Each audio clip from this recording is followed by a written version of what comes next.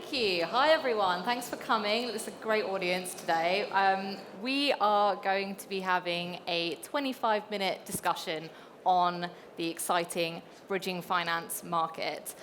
There's been a lot of changes over the last 10 years or so, and I'd say in the last 2 or 3 years, we've probably seen even more change. We've had a huge number of new entrants into the space, which is probably where I'm going to kick off the first question, to be honest. Jonathan, we have seen a ton of new lenders. What outcomes do you expect if we continue to get the same numbers of lenders to enter the space in the next 5 years? What outcome will we see in the market? We certainly have had a lot of new entrants, and that is partly reflected in the absolute boom in terms of the lending in the industry. I mean, we're now at, what, £4.5 billion in terms of combined loan books in bridging. So it's quite significant. Partly due to new entrants, although I guess quite a lot of the growth has come from the incumbents, the largest lenders. So I guess if you're talking about what would the impact be of more new entrants, we will see growth, but not, I wouldn't say too significantly. But I mean, you mentioned like in the future and looking beyond, what time frame was in the next 5 years. Do you think we can see the same number of lenders? To be perfectly honest, I don't think we can look beyond the next 5 weeks. Right? We've got a general election in the next 5 weeks. Quite frankly, if we get a Corbyn-led government, then I don't think we'll be talking about new entrants. I think we'll be talking about leavers of the space. I mean, I'm not being facetious. I genuinely do believe that the impact of a Labour government on our, not just on bridging, I'm talking about on the mortgage industry as a whole, will be incredibly negative. Yeah. I went to a conference recently where Savills gave a presentation and said that the impact that they see of a Labour government coming in would be somewhere in the region of a 20% reduction in values. Okay, I mean, look, they said it would be a range, but that's what they would be looking at. So just the scope of impact that it would have will be so significant. I don't think we'll be talking about new entrants, but hopefully we can put that to one side and look at growth. Look, if things stay as they are and we get through that election, perhaps with a Conservative government, then I see there being more new entrants. And in terms of other impacts, sometimes you get new entrants coming into the market and being a little bit too carefree, putting risk perhaps to one side, and you end up with casualties. And we've seen that with Lendi, we saw it with Amicus. So perhaps, if we're going to see that trend in future, we might see a bit more of that. Right, okay. Alice, what positives and negatives are you seeing from a broker perspective on a lot of new lenders in the market? So I think from the increased amount of competition in the market, it's definitely pushing down rates, increasing leverage amongst lenders, and making lenders far more aware of the service that they're providing both to the brokers and the clients. The main concern, I think, over the next 5 years is the sustainability of that competition. As you've already said, we've had lenders that have been far too overconfident in the market, over-competitive, pushing up leverages to levels that beat everybody else in the market, but haven't performed sustainably for them. Right, okay. Sundeep, do you think there's enough business to go around the amount of lenders that are entering the space? I think competition in general is good. It gives consumer more choice. It has made more awareness of our market, which is good. It's promoted it well. Yes, I agree with Jonathan. I wouldn't look too far ahead. The instability, but politically, economically, is a big factor in what we'll face. But I do feel that, yes, there is. If we have stability, then there's no reason why the market won't continue to grow. I just think you've got to be cautious with more competition. As Alice has mentioned, other lenders have been more adventurous with LTVs and stuff. Casualties have happened. Yeah. So you've got to balance that risk with the competition. Fair enough. Lizzie, do you think it's sustainable to have this amount of new lenders entering the space? I think it's touching on what Jonathan said earlier. Yes, we've had a lot of new entrants, but we have had companies leave the industry. Personally, I just think that keeps the market fluid. It keeps us all on our toes. It means that we're constantly looking to strive to give the best service, keep our rates competitive, and it just means that we're constantly looking to innovate our products. Yeah. So I think, yes, I think if there's too many lenders, it can lead to oversaturation. Yeah. So there's a balance really to weigh up there. Sure. And Taylor, your the EY bridging report that was launched earlier this year, it noted that 24% of lenders were looking at M&A opportunities, and I assume that's as a result of how many new lenders are in the space and are offering quite similar things. Do you foresee this happening? Do you see what kind of percentage of that do you think will actually go through? And so I think what's been interesting, and probably Jonathan mentioned it at the start, is that there's been lots of new entrants and there has been clearly a lot of growth in the market. I think what you've probably seen in the past 5 years, before thinking about the next 5 years, is some of those incumbent players getting larger and larger and larger, and actually a focus around not just the bridging product, but how do they retain the customers for longer through the lifestyle, and thinking about product diversification. I think what will then be interesting is to see how does the market work in terms of some of the larger players who are starting to work with sort of institutional backing and having access to fundamentally cheaper cost of funds, then sort of how would that impact maybe the sort of the tail of sort of longer players. I think from an outside-in perspective, you're going to expect to see some consolidation. I think it'd be interesting to see the extent to which it's through M&A versus people coming and going from the market. We've definitely seen a couple of transactions recently where private equity are taking interest in bridging finance players, and a lot of it is about where's that growth going to come from, and probably not just for bridging, but beyond that as well. How do you kind of make the most of the value from the customers that you're working with? yeah, You're more likely to see M&A activity, in truth, between larger players than you are with smaller players. why do you think that is? Because the larger players are more sophisticated, have more sophisticated sources of funding. They often have points of difference that are quite unique for various reasons, and so they can and have more to offer. There's more accretive benefits by joining up to bigger lenders. At the smaller end, you see what we have in this industry, the barriers to entry as a lender are quite low. So you have a lot of lenders with, say, a £20 million loan book, a £30 million loan book, but very few at the 200 to 500 million pound loan book. And so you have a different type of lender at that end, and they are the lenders who are going to be more interesting to private equity companies, because private equity companies are only interested in big checks generally, Of course, and it's harder to piece together smaller lenders.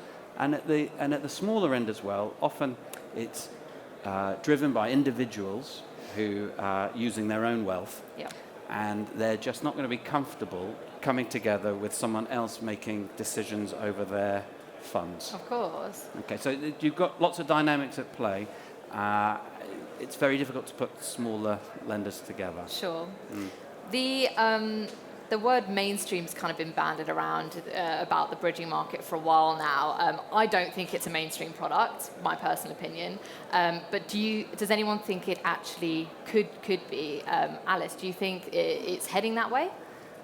I think it's definitely becoming mainstream in the alternative lender market. I don't think it'll ever end up mainstream in the same way that buy-to-let mortgages, residential mortgages are, purely because there isn't the same level of demand. Bridging is used in specialist situations, specialist circumstances, and when compared to products like the residential mortgages or the buy-to-let mortgages that are used for a far wider range of financing requirements, I can't see bridging ever becoming mainstream to that extent. And Sundeep, I know that together over the last year or so has definitely been partnering with a lot more mortgage clubs, networks, which have historically not been that involved in the bridging market. Do you think that's a way to make it become more of a mainstream product, if it ever could? It's good for the end consumer because as a distribution channel, these channels are huge.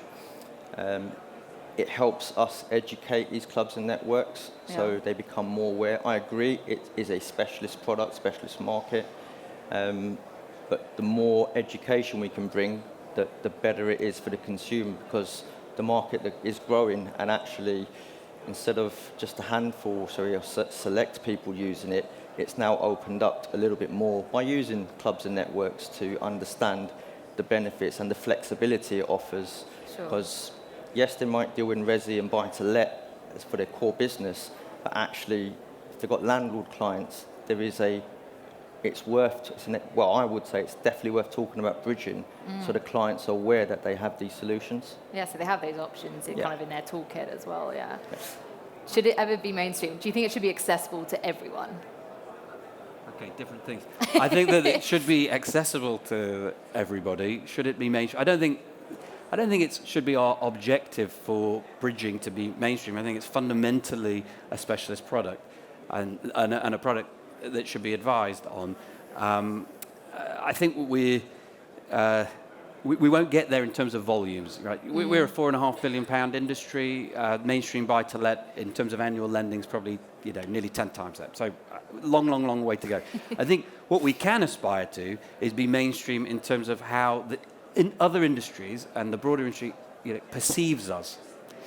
For many years ago, I should say, we were like, perhaps the black sheep of the lending community, bridging, bit dirty over there. We've come a long way, definitely right? More Professionalized, more transparency, all of that. But, looking a little bit more mainstream. But I think there is a note of caution with that, which is that just recently we've started to see some practices which are taking the industry backwards. Yeah. And I'm referring specifically to default charges, which we're seeing more and more from certain lenders. And it's a real problem, because I think that they are the outdated behaviors of what bridging used to be like years ago and shouldn't be like anymore. And specifically what I'm talking about is whether it be charging 2 to 3% per month for default interest, right, which is outrageous, and some lenders do it. And another lender, represented on this panel, I should say, charges a 5% fee when you go over term. First day, bang, 5%. These are the sort of things that shouldn't be going on in our industry if we aspire to becoming mainstream. Right, okay. Or mainstream in perception. Do you not think it's more of a standardization issue as well, because there aren't any set standards for lenders on what they put on their terms? I think it is a standardization issue, and perhaps it is about having a body, a sort of a more umbrella regulatory body, not regulatory body, but industry body, I should say. We have the ASTL, we've got FIBA. Yeah. Do they have the right authority within the industry, and do they have the teeth to be able to remove those sorts of practices? Because it's not every lender, right? It is a few lenders, but one or two that are quite large. So it does have that negative impact on the industry. Interesting. Lizzie, what positives and negatives from a lender perspective do you think that lenders will have if bridging becomes more of a mainstream product? So in terms of being more of a mainstream product, I think that it's like Jonathan says about volume. I don't think we'll ever get there in terms of that. But I do think that the positives are that we'll become a well-respected form of finance, well-known, established. We're established now, to be honest with you. I just think that's going to grow even further. And I just think that's going to create benefit from a consumer's point of view. I think that, from that point of view, being mainstream, we can absolutely get there, in terms of being well known. Okay. And Taylor, do you think the bridging market will become more of a mainstream product, or should it always be in the specialist category? No, I think it depends how you define mainstream and what you're probably trying to achieve by kind of earning that tag of being mainstream. I think a couple of points that have touched on around the panel that fundamentally there is a specialist service that's often provided, whether it's through the broker or the lender, that remains important. I think our view is that we expect to see the market continue to grow, at which point that tips into being mainstream. I'll kind of leave that subjective definition to someone else to decide. But look, fundamentally, the product isn't commoditized, homogenous, which probably moves it away from maybe sort of the first charge, like residential regulated market. And I don't necessarily think that's the aspiration, but let's see. And as a follow-up to that, do you think if it's becoming more of a popular product, if we just scrap the mainstream label for a minute, Sundeep, do you think that lenders could potentially go more direct when they're looking at origination? Down to individual lenders, to be honest. The majority of the bridging business in the market comes through introducers, brokers. I've worked for various retail banks in the past, still keep in touch with quite a few. In terms of offering direct propositions, still doesn't get mentioned when I talk to various big four banks. So I think we're a little bit away from that happening. You've seen building societies grow in the market, doing odd bits and pieces, coming into the market and doing that. So yeah, but I actually think as long as it's done properly and they're coming into the market and it's giving people more choice, it's educating the market, then there's nothing wrong with that. Because a lot of people, they don't wake up, a client doesn't wake up in the morning saying, I want a bridge, unless they've used bridging before and knows how it works. That's the part where, as I was saying before, we have to show them the solutions it provides. But yeah, I think it's still going to be dominated by the intermediary market for the nearest future, definitely. Alice, what's your opinion on lenders maybe becoming more direct, and do you think brokers are integral to every deal? So I think with the increased online presences of all lenders in the market, you're seeing them doing far more on the social media, specifically LinkedIn. You see lenders putting themselves out there constantly. And that, by default, will introduce more clients going direct to the lenders, which isn't necessarily a bad thing. However, the market is incredibly complex. There still is such a wide variety of bridging products available to clients. And if they don't have the full understanding of the market, it may well put them at risk of going onto the wrong product or potentially the wrong lender for their specific situation. So I think the complexities of the specialised lending sector, especially bridging, there will always be a requirement for a broker. It just depends on the client, and making sure that you show your value as a broker to the client to enable or to ensure that they come to you kind of as an intermediary for them, rather than feeling the need to go direct to the lender. Sure. And Lizzie, do you think we're going to see more lenders going direct? Do you think a broker needs to be there in every deal?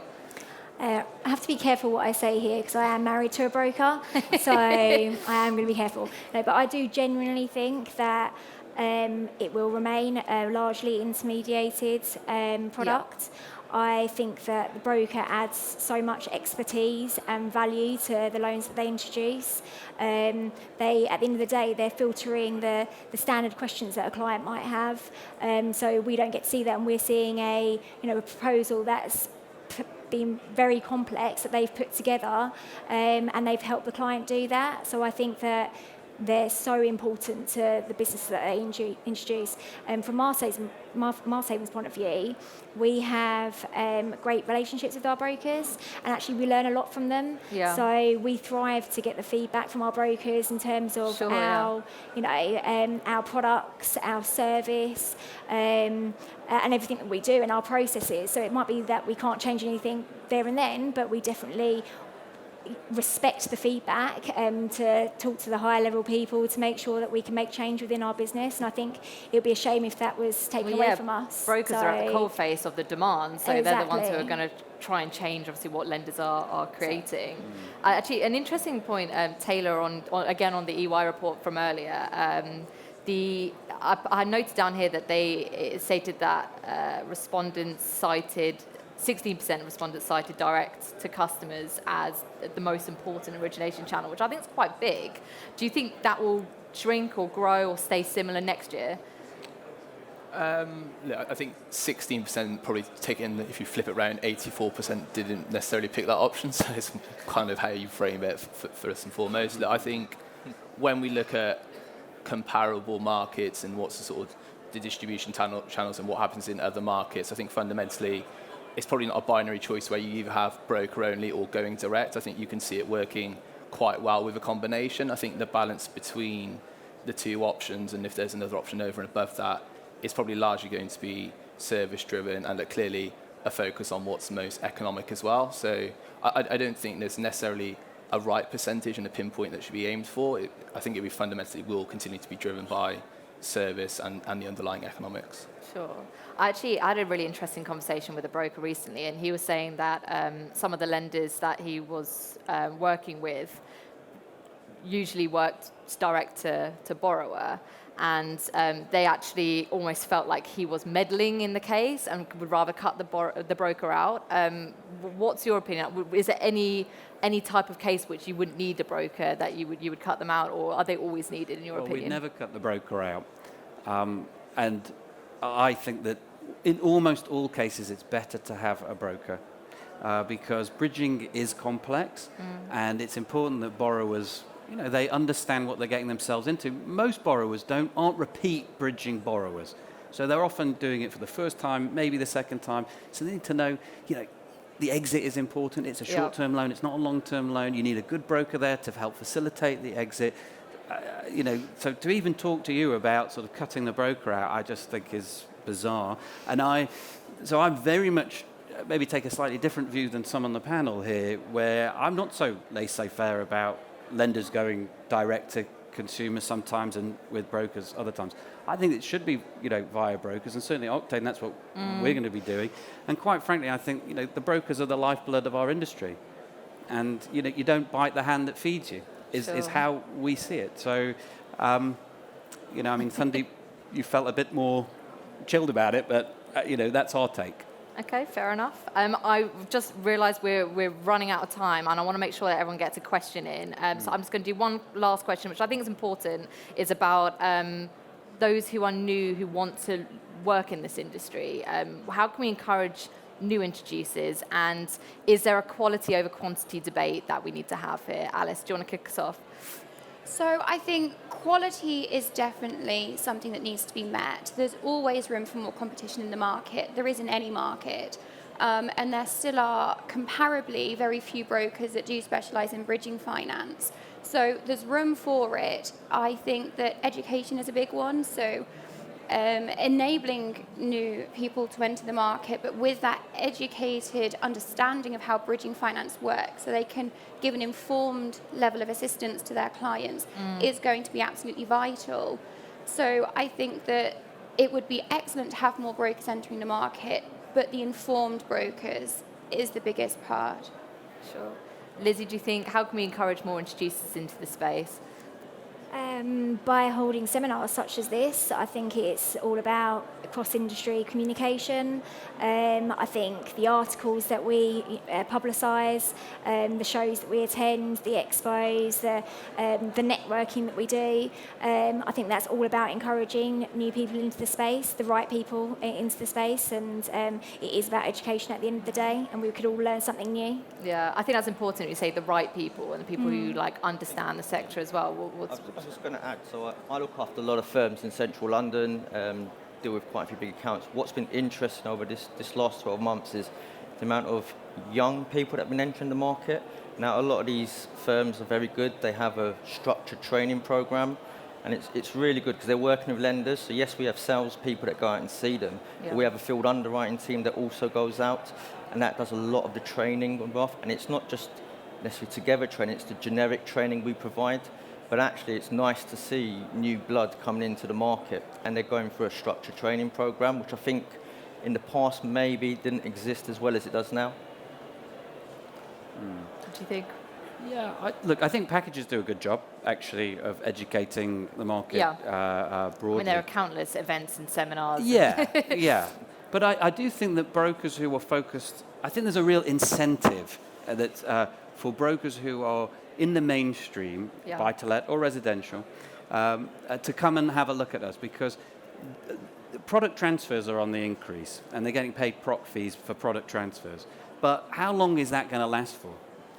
Because I can tell you that it'll last for as long as the banks think they need to pay. And I was on a panel like this a few months ago, and I sat next to the head of BM Solutions, and he raised this very point. And he even intimated, look, it's not going to last forever. We're not going to pay procs forever on product transfers. So really, I think the message should be to those brokers is have a look at this space, because, as I've said before, it will continue to need advice. The proc fees are higher. Yeah. You know, this is a space you should really be looking at. I think it's quite a compelling message and story, and actually becoming really quite important. It's necessary. We're the cover story for the next issue of the Bridging Commercial magazine, which is out end of November. Quick plug. It's actually all about brokers' responsibilities in the market. So while we want to expand it, the quality over quantity debate is huge, because there are so many responsibilities that brokers in this space need to adhere to and fulfill. So I think while we're growing it, we want to grow it with the right people. We want to make sure that they understand exactly, it's not just get my commission and go. It's how are they going to exit next? Are you communicating with them? Are you getting the mortgage next lined up, and all those kind of things? I think that's a huge point, and we need to make sure that all the ground's covered on that going forward. I think the other thing about product transfers, from what I hear, a lot of these transfers are fixed rate deals, it's 5-year fixes and stuff. So what they're going to do once they've done these product transfers, brokers need to think about that in terms of revenue streams. Absolutely. Okay, we're probably running over, but if anyone has any quick questions, just raise your hand. Yeah, thank you. Just interested to ask the panel, possibly Jonathan first of all, the transition of lenders in and out of the marketplace, do you think that's possibly due to a number of new entrants being more concerned with building a loan book rather than building profitability? In theory, the two things should go hand in hand. I'm not quite sure I understand the point exactly. So people coming in and out of the loan. Do you mean that they've taken on risk that they shouldn't have done? No, they're probably pricing risk and building a loan book based on price, which is not necessarily giving the true bottom line factor, and therefore the transition of companies coming in, lenders coming in and out of the market, will change over the next 2 or 3 years because of that. I would add there are a number of lenders that are extremely profitable, and I just wanted a view on it. That was all. Yeah, look, if it's a question really about pricing for risk, on the whole, we see it happening, but I must tell you, we do see a lot of deals where sometimes it's questionable as to whether lenders have really, fully caked in price for risk. And then as a consequence, obviously we've seen it with the likes of Lendi and Amicus, when perhaps they didn't quite price for risk and were, as you say, building the loan books, and as a consequence weren't profitable enough, and that's what hurt them. In the search for volume, this is the real risk, where lenders, there's so much volume going to the large lenders that sometimes they might, smaller lenders increase their loan to values. We mentioned 75%, 80% sometimes, and not fully appreciating the risk, pricing for risk, and then you can have problems. Thank you so much for coming. Thanks to our panelists.